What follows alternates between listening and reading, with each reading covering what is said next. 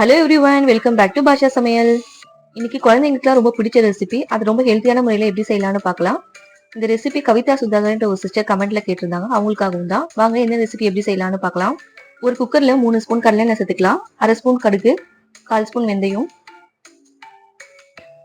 கருவேப்பிலை கொஞ்சம் ஆட் பண்ணிக்கலாம். எல்லாம் நல்லா புரிஞ்சு வந்ததுக்கு அப்புறம் ஒரு வெங்காயத்தை ஸ்லைஸ் பண்ணி வச்சிருக்கேன், வெங்காயத்தை ஆட் பண்ணிக்கலாம். பெருங்காயம் தூள் கொஞ்சம் ஆட் பண்ணிக்கலாம். 10 பல் பூண்டு ஆட் பண்ணிக்கலாம். 2 தக்காளி ஸ்லைஸ் பண்ணி வச்சிருக்கேன், தக்காளியும் ஆட் பண்ணிக்கலாம்.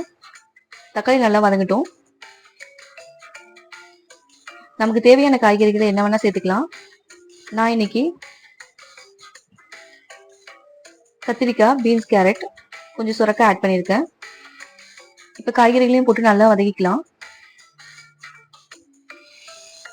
கொஞ்சம் மஞ்சத்தூள் போட்டுக்கலாம். நல்லா காய்கறிகளை வதக்கிக்கலாம். ஜீரக பவுடர் 1/4 ஸ்பூன், சாம்பார் பொடி 2 ஸ்பூன் ஆட் பண்ணிக்கலாம்.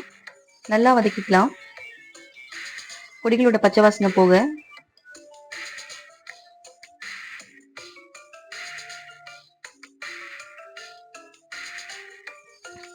இப்போ அரிசியும் பருப்பையும் சேர்த்துக்கணும். 1 கப் அரிசிக்கு 1/2 கப் பருப்பு சேர்த்துக்கலாம். தேவையான அளவு தண்ணி ஊற்றிக்கலாம். 1 கப் அரிசிக்கு 3 கப் தண்ணி ஊற்றினா கரெக்டாக இருக்கும். கொஞ்சோண்டு புளிக்கரைசலையும் ஊற்றிக்கலாம். தேவையான அளவு உப்பு போட்டுக்கலாம்.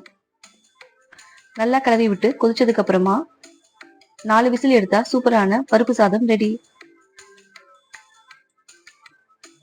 மணத்துக்காக கொஞ்சோண்டு கொத்தமல்லியும் நெய்யும் ஆட் பண்ணிக்கலாம். இந்த குழந்தைங்களுக்கு ரொம்ப பிடிக்கும்.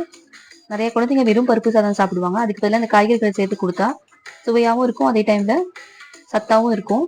தேங்க்ஸ் ஃபார் வாட்சிங்.